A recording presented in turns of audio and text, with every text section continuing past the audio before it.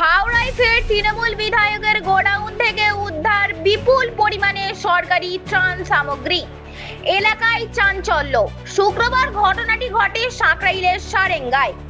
সকালবেলায় তিনটি ম্যাটাডোর গাড়ি করে যখন প্রচুর পরিমাণে ত্রিপল, কম্বল, শাড়ি, ধুতি এবং জামা কাপড় সারেঙ্গা তৃণমূল বিধায়ক প্রিয়া পালের গোডাউন থেকে বের করে নিয়ে যাওয়া হচ্ছিল, সেই সময় স্থানীয় গ্রামবাসীরা তিনটি ম্যাটাডোর গাড়ি আটকে বিক্ষোভ দেখাতে থাকেন।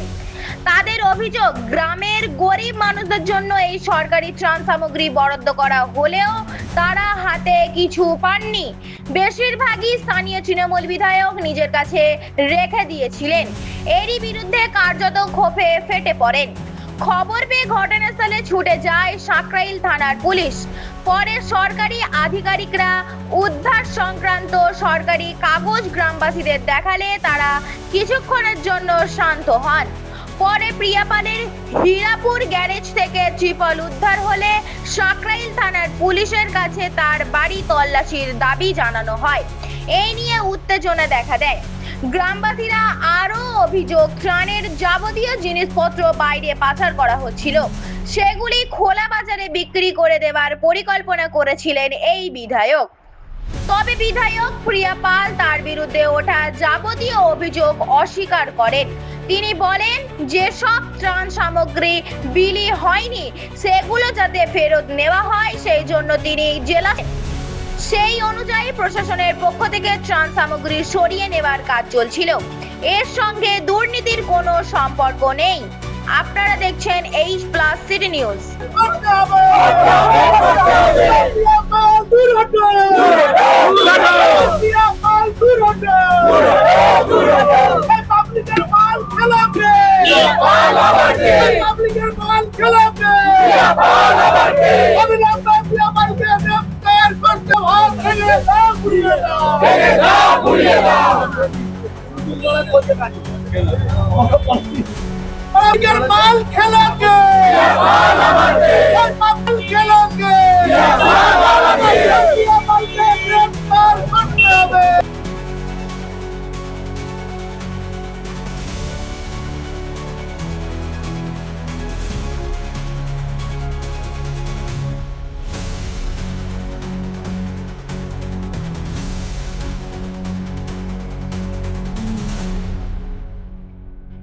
ছিল রাস্তায় আমাদের কর্মীরা দুটো তিনটে গাড়িকে আটকায়, তাদের তিরপল প্রচুর পরিমাণে পাওয়া গেছে।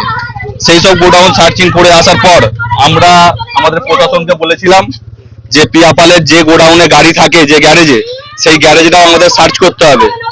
সার্চ করার পর এই গোডাউন থেকেও আপনার সামনেই দেখুন এতগুলো তিরপল এই গাড়িতে উঠলো, এবং ওনার বাড়িতেও এখনো সার্চ চলছে। বাড়ির যে গোডাউন রয়েছে কাউকে দেয়নি, ওনার কাছে রেখে দিয়েছে।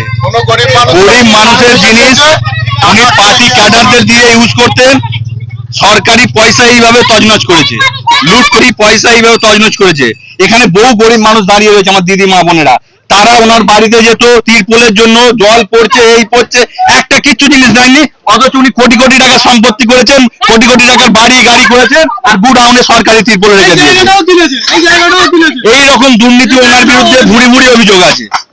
কোথাও জলাজমি ভরাট করে দিচ্ছে, পুকুর ভরাট করে দিচ্ছে, সেখানে বিল্ডিং খাড়া করে দিয়ে টাকা নিচ্ছে। এরকম তথ্য আপনাদের হাতেও আছে, আপনারাও জানেন। আর তৃণমূলের যত পঞ্চায়েত প্রধান আছে, এরকম ভাবে যদি তল্লাশি করে যায়, প্রত্যেকের বাড়িতে সরকারি ত্রাণ এখনো মজুদ আছে। তারা ভয়ে কেউ বেরোচ্ছে না এবং বারো করছে না। আমাদের কাছে যদি এরকম কেউ কারোর খবর থাকে দেবেন, ওনাদের প্রধানের বাড়িও সার্চ হবে এবং ওনাদেরকে অবিলম্বে অ্যারেস্ট করতে হবে। আমাদের একটাই দাবি, এই সাধারণ মানুষকে নিয়ে ওনার অফিসে কেন সরকারি তিরপল থাকবে? এখনো পর্যন্ত কেন পুলিশ প্রশাসন ওনাকে অ্যারেস্ট করছে না? আমাদের দাবি এটা। আমার নাম শান্তনু ঘোষ, হাওড়া জেলা।